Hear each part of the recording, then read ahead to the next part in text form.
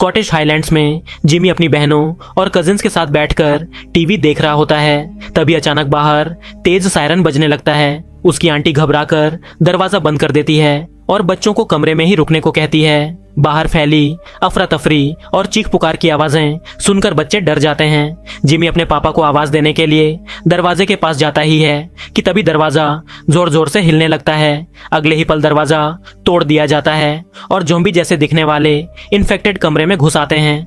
वो लड़कियों पर टूट पड़ते हैं और पल भर में उन्हें खा जाते हैं, बिना ये जाने कि जिमी दरवाजे के पीछे छुपा हुआ है। मौका मिलते ही जिमी भाग निकलता है, लेकिन जाते हुए उसे अपनी माँ को दूसरे कमरे में इन्फेक्टेड द्वारा खाया जाता हुआ देखना पड़ता है। पूरे घर में भागते हुए वो अपने रिश्तेदारों को एक एक करके इन्फेक्टेड में बदलते देखता है। किसी तरह जिमी घर से बाहर निकलने में कामयाब हो जाता है, लेकिन बाहर भी हर तरफ इन्फेक्टेड घूम रहे होते हैं। जान बचाने के लिए वो सीधे चर्च की तरफ भागता है, इस उम्मीद में कि वहां उसके पापा मिल जाएंगे और उसे बचा लेंगे। लेकिन चर्च में मौजूद पादरी इन्फेक्टेड को बुरा नहीं मानता। उसे लगता है कि ये जजमेंट डे है और लोग मुक्त हो रहे हैं। वो जिमी को अपनी गोल्ड क्रॉस देता है और कहता है कि बस भरोसा रखो।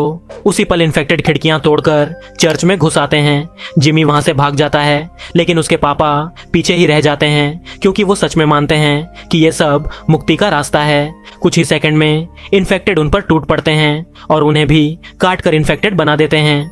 ये पूरा खौफनाक हादसा रेज वायरस की वजह से हुआ था। इसके बाद कॉन्टिनेंटल यूरोप ने यूके को पूरी दुनिया से काट दिया। अब पूरा इलाका एक बंजर जमीन बन चुका है, जहां बचे हुए लोगों को हर दिन अपनी जान बचाने के लिए खुद ही लड़ना पड़ता है। शुरुआत के 28 साल बाद एक छोटा सा सर्वाइवर समुदाय लिंड्सफर्न आइलैंड पर रहता है, जो मेनलैंड से एक लंबी कॉजवे के जरिए जुड़ा हुआ है। आज एक खास दिन है, क्योंकि छोटा बच्चा स्पाइक पहली बार इन्फेक्टेड को मारने की ट्रेनिंग लेने वाला है। स्पाइक का पिता जेमी रसोई में नाश्ता बना रहा होता है। तभी उसे अपनी बीमार पत्नी आयशा के गिरने की आवाज सुनाई देती है। वो दोनों भागकर कमरे में पहुंचते हैं। आयशा पहले से ही याददाश्त खो चुकी है। आधा वक्त उसे समझ ही नहीं आता कि क्या हो रहा है, और जब उसे पता चलता है कि स्पाइक आज ट्रेनिंग पर जाएगा तो वो घबरा जाती है। बाहर सैम स्पाइक को एक नया धनुष देता है।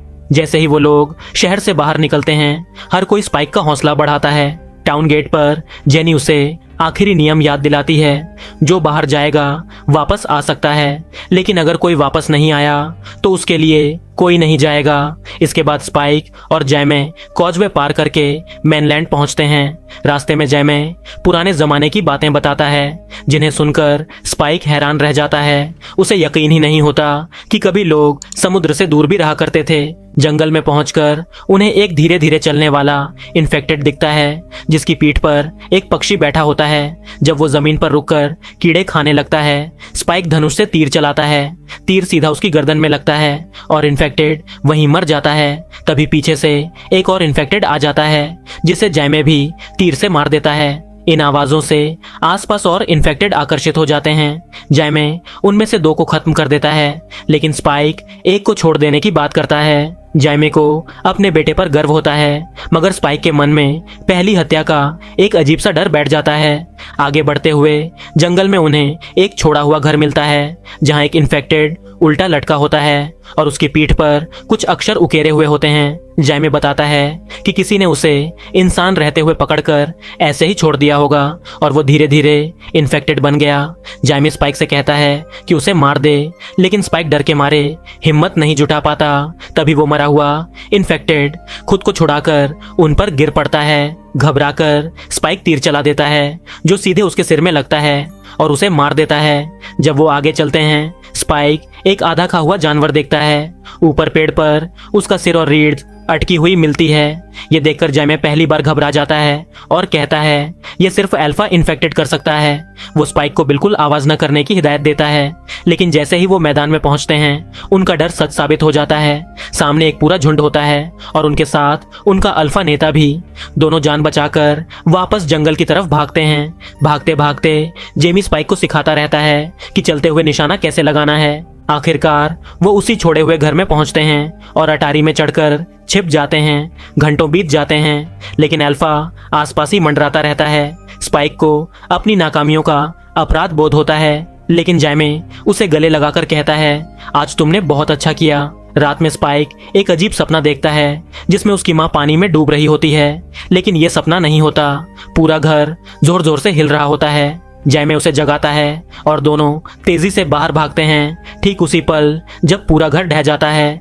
जैसे ही आवाज चारों तरफ फैलती है, इन्फेक्टेड उनकी तरफ दौड़ पड़ते हैं। जैमी और स्पाइक अपनी जान बचाकर कॉजवे की ओर भागते हैं। ऊपर हाई टाइड होता है, पानी भर चुका होता है, लेकिन इतना नहीं कि वो पार न कर सकें। तभी अचानक कई पक्षी उड़ान भरते हैं और उसी पल अल्फा वहीं कॉजवे पर उनके पीछे खड़ा दिखाई देता है। स्पाइक फिसल जाता है, लेकिन जैमे उसे संभालकर आगे खींचता है। किसी तरह दोनों जमीन तक पहुंच जाते हैं। जैमे जोर से सीटी बजाकर गार्ड्स को बुलाता है।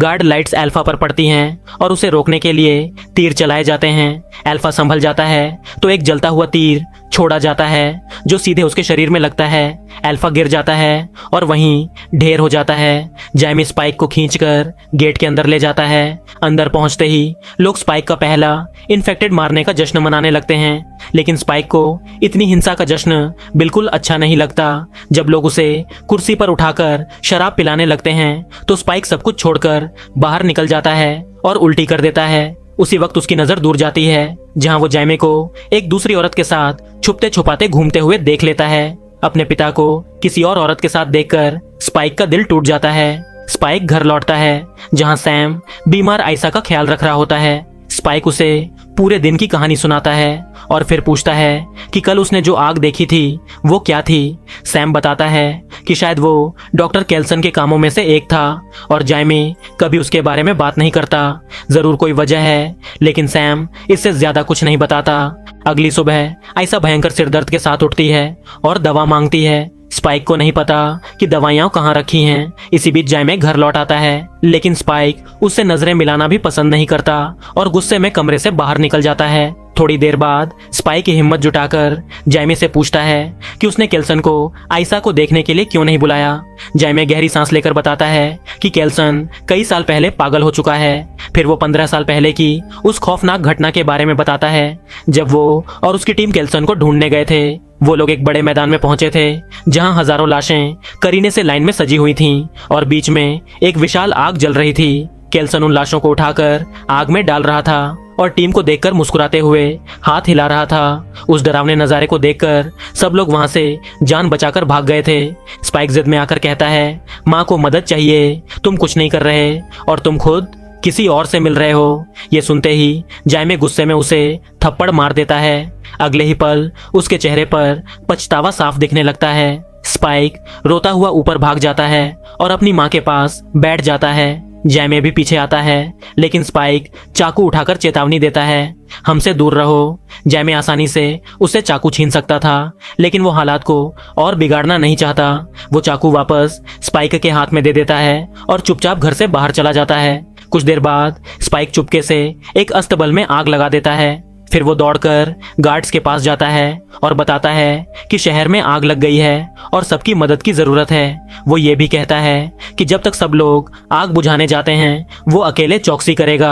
जैसे ही सारे गार्ड्स आग की तरफ भागते हैं, स्पाइक मौका देखकर आयशा को उठाता है और दोनों गेट से बाहर निकलकर कॉजवे पार करने निकल पड़ते हैं। कॉजवे देखते ही ईसा घबरा जाती है। वो जैमे और अपने पिता को पुकारने लगती है। स्पाइक उसे शांत करता है और भरोसा दिलाता है, डॉक्टर तुम्हें ठीक कर देगा, बस मुझ पर भरोसा करो। दोनों पूरा दिन चलते रहते हैं और रात होने पर एक पुरानी टूटी हुई बिल्डिंग में रुकने का फैसला करते हैं। रात में ईसा पहरा देते देते बोर हो जाती है। वो स्पाइक को जगा देती है और आउटब्रेक से पहले की पुरानी कहानियां सुनाने लगती हैं। वो कहती हैं कि स्पाइक बिल्कुल उसके पापा जैसा दिखता है। बात करते करते उसकी यादें और उलझ जाती हैं और वो स्पाइक को ही पापा कहने लगती है। स्पाइक उसे सुला देता है और खुद पहरा देने बैठ जाता है, लेकिन स्पाइक बहुत थका हुआ होता है। कुछ ही देर में उसकी आंख लग जाती है। तभी एक इन्फेक्टेड चुपके से अंदर घुस आता है।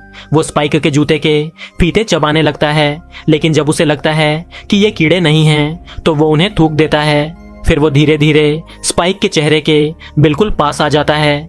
जैसे ही वो उसे काटने वाला होता है, कोई उसे पीछे से खींच लेता है। उसी पल स्पाइक की आंख खुल जाती है और उसे लगता है कि शायद ये सब सपना था, लेकिन थोड़ी दूरी पर उसी इन्फेक्टेड की लाश पड़ी होती है। आयशा कहती है, मुझे नहीं पता क्या हुआ, लेकिन फ्लैशबैक में दिखता है कि उसी ने इन्फेक्टेड का सिर एक पत्थर की मूर्ति पर दे मारा था। इसी दौरान कहीं और कई सैनिकों का एक ग्रुप इन्फेक्टेड के झुंड से जान बचाकर भाग रहा होता है। उनकी गोलियां लगभग खत्म हो चुकी होती हैं और जख्म बढ़ते जा रहे होते हैं। इन्फेक्टेड उन पर टूट पड़ते हैं और कई सैनिकों को काटकर नए इन्फेक्टेड बना देते हैं। मजबूरी में बचे हुए सैनिक अपने ही साथियों को गोली मारते हैं। आखिरकार सिर्फ 3 लोग किसी तरह बच पाते हैं। वो एक सुरंग में घुसकर गेट बंद कर देते हैं और पास आते इन्फेक्टेड पर गोली चलाते हैं। लेकिन जैसे ही वो सुरंग के अंदर बढ़ते हैं, एक अल्फा उन पर हमला कर देता है। वो एक सैनिक को पकड़कर एक ही झटके में उसका सिर और रीढ़ अलग कर देता है और उसी शरीर से दूसरे सैनिक को मार गिराता है। तीसरा सैनिक डर के मारे भागता है और सुरंग से बाहर निकल जाता है। इधर स्पाइक और ईसा अपनी यात्रा जारी रखते हैं। आयशा की भ्रमित हालत बार बार मुश्किलें पैदा करती है। एक पुरानी मूर्ति देखकर वो स्पाइक के सामने बैठ जाती है और उससे ऐसे बात करने लगती है जैसे वो उसका असली पिता हो। अचानक आयशा की नाक से खून बहने लगता है। खून की गंध से एक इन्फेक्टेड आकर्षित हो जाता है, लेकिन स्पाइक तुरंत तीर चलाकर उसे मार देता है। उस इन्फेक्टेड का थोड़ा सा खून आयशा के माथे पर गिर जाता है तो स्पाइक फौरन उसे साफ कर देता है ताकि गलती से आयशा उसे छू न ले। कुछ ही सेकंड में और इन्फेक्टेड वहां पहुंचने लगते हैं। हालात बिगड़ते देख स्पाइक और आयशा जितनी तेज दौड़ सकते हैं दौड़ पड़ते हैं। स्पाइक हर उस क्रीचर पर तीर चलाता है जो ज्यादा पास आने की कोशिश करता है। भागते भागते वो एक पुराने गैस स्टेशन तक पहुंचते हैं।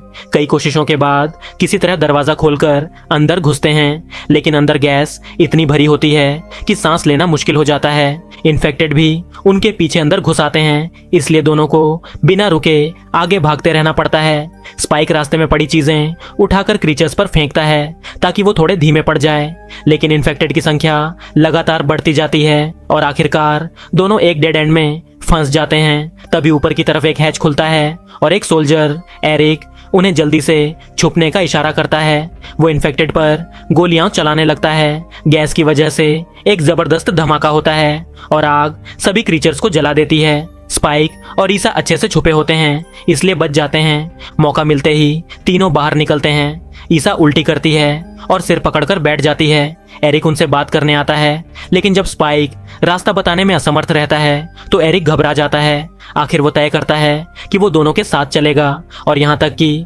आयशा को उठाकर ले जाने की पेशकश भी करता है। कुछ घंटों बाद तीनों एक जगह रुककर सेब खाते हैं। एरिक अपना फोन चेक करता है, ना नेटवर्क है ना बैटरी ज्यादा बची है। स्पाइक ने कभी फोन नहीं देखा होता तो एरिक उसे फोन चलाना सिखाता है और अपनी गर्लफ्रेंड की फोटो दिखाता है। प्लास्टिक सर्जरी देखकर स्पाइक उसे अजीब समझ लेता है। तभी फोन की बैटरी खत्म हो जाती है और एरिक झुंझलाकर फोन फेंक देता है। इसी दौरान आयशा को कुछ आवाजें सुनाई देती हैं। वो स्पाइक और एरिक को पीछे छोड़ते हुए आगे बढ़ जाती है। उसे एक छोड़ा हुआ ट्रेन का डिब्बा दिखता है जो चूहों से भरा होता है। अंदर जाकर वो हैरान रह जाती है। वहां एक प्रेग्नेंट इन्फेक्टेड महिला पड़ी होती है। पहले वो इन्फेक्टेड उस पर झपटती है, लेकिन ईसा शांत रहकर उसे भरोसा दिलाती है कि वो उसे नुकसान नहीं पहुंचाएगी। वो उसकी डिलीवरी करवाती है। स्पाइक और एरिक भी वहां पहुंच जाते हैं। स्पाइक नाल काटता है और ऐसा बच्चे को पानी से साफ करती है, लेकिन जैसे ही इन्फेक्टेड मां गुर्राती है, एरिक उसे गोली मार देता है। अब वो बच्चे को भी मारना चाहता है। स्पाइक और ईसा ध्यान से देखकर समझ जाते हैं कि बच्ची इंसान है, इन्फेक्टेड नहीं। फिर भी एरिक ट्रिगर दबाने ही वाला होता है कि अचानक ऊपर से एक इन्फेक्टेड का हाथ आता है और उसे खींचकर बाहर ले जाता है। वही इन्फेक्टेड अंदर कूदता है। वो अल्फा होता है और एरिक का सिर उसके हाथ में होता है। अल्फा आयशा और स्पाइक का पीछा करने लगता है। स्पाइक लगातार तीर चलाता है। नुकसान ज्यादा नहीं होता, लेकिन अल्फा थोड़ा धीमा जरूर पड़ता है। आखिरकार तीनों ट्रेन से बाहर निकलते हैं। अल्फा भी छलांग लगाकर पीछा करता है। तभी डॉक्टर केल्सन वहां पहुंचता है और उसे सेडेटिव डार्ट मारकर बेहोश कर देता है। केल्सन बताता है कि वो अपने शरीर पर आयोडाइन लगाता है ताकि वायरस से बच सके। वो एरिक के कटे हुए सिर को सैमसन कहता है, वही अल्फा का नाम था। स्पाइक अपनी माँ के लिए मदद मांगता है। केल्सन उन्हें अपने बोन टेम्पल ले जाता है, एक अजीब श्राइन जहां इंसानों और इन्फेक्टेड दोनों की हड्डियों से खंभे और टॉवर बने होते हैं। केल्सन एरिक की खोपड़ी साफ करता है और स्पाइक से कहता है कि उसे भी टॉवर में लगा दे। बाद में वो आयशा की जांच करता है और बताता है कि उसे टर्मिनल कैंसर है। आयशा रो पड़ती है और स्पाइक टूट जाता है क्योंकि वो समझ नहीं पाता कि दवाइयां चुरा कर भी इसका इलाज क्यों नहीं हो सकता। ईसा स्पाइक को गले लगाकर बताती है कि उसे काफी समय से शक था, लेकिन अब सब साफ हो गया है। वो केल्सन की तरफ इशारा करती है, मर्सी के लिए। केल्सन उसे मेमेंटो मोरी और मेमेंटो अमोरिस का मतलब समझाता है, यानी सही समय पर प्यार के साथ विदा लेना। ईसा स्पाइक के हाथ में बच्ची देती है और फिर केल्सन के साथ जंगल में चली जाती है, जहां केल्सन उसे शांति से दुनिया से विदा कर देता है। स्पाइक अपनी माँ की यादों में खो जाता है। कुछ देर बाद केल्सन वापस आता है और आयशा की साफ की हुई खोपड़ी स्पाइक को देता है। स्पाइक टॉवर पर चढ़कर उसे सबसे ऊपर रखता है। उसी वक्त सूरज उगता है और पूरा दृश्य बेहद भावुक हो जाता है। सुबह अल्फा सैमसन फिर लौट आता है। केल्सन बच्चों को एक छिपे हुए गड्ढे में धकेल देता है। सैमसन ढक्कन हटाने की कोशिश करता है, फिर उसे तोड़ देता है और केल्सन को पकड़कर हवा में उठा लेता है। स्पाइक तुरंत एक सेडेटिव नीडल उठाता है और सैमसन के हाथ में घोंप देता है। अल्फा तुरंत बेहोश हो जाता है और केल्सन की जान बच जाती है। स्पाइक बच्ची को लेकर शहर लौटता है। वो उसका नाम आइसला रखता है और गेट के बाहर जेनी के लिए एक चिट्ठी के साथ छोड़ देता है। वो चिट्ठी जैमी तक पहुंचती है। स्पाइक लिखता है कि वो कहीं जा चुका है और चाहता है कि कोई उसे ढूंढे नहीं। वो बताता है कि केल्सन पागल नहीं है और बच्ची पूरी तरह साफ है। जैमी रोते हुए स्पाइक को ढूंढने निकलता है, लेकिन समंदर की टाइड बहुत ऊंची होती है और वो आगे नहीं जा पाता। 28 दिन बाद स्पाइक मेनलैंड पर अकेले घूम रहा होता है। वो खुद शिकार करता है और इन्फेक्टेड को एक ही तीर में मार देता है। कुछ इन्फेक्टेड उसका पीछा करते हैं तो स्पाइक एक बड़ी चट्टान वाली दीवार तक भागता है और एक इन्फेक्टेड को वहीं मार देता है। तभी पीछे से आवाज आती है। स्पाइक मुड़कर देखता है, सामने बड़ा हो चुका जिमी खड़ा होता है, अपने पिता का क्रॉस पहने हुए। उसके साथ एक पूरी टीम होती है। तभी ढेरों इन्फेक्टेड आ जाते हैं। ये सभी लोग दीवार से कूदते हैं और मिलकर उन सबको मार गिराते हैं। स्पाइक और जिमी हंसते हैं। उन्हें ये मारना काटना मजेदार लगता है। जैसे ही आखिरी इन्फेक्टेड गिरता है, जिमी खुशी से चिल्लाता है और कहता है, स्पाइक हमें दोस्त होना चाहिए। और इसी के साथ ये कहानी यहीं पर खत्म हो जाती है। तो दोस्तों, उम्मीद करता हूँ कि आपको ये एक्सप्लेनेशन पसंद आई होगी। अगर आपको पसंद आई तो इस वीडियो को लाइक, शेयर और चैनल को सब्सक्राइब कर दीजिए। और इसी तरह की वीडियो देखने के लिए स्क्रीन पर आ रही वीडियोस या फिर डिस्क्रिप्शन में दिए गए लिंक को चेक कीजिए। मिलते हैं अगली वीडियो में, तब तक के लिए बाय।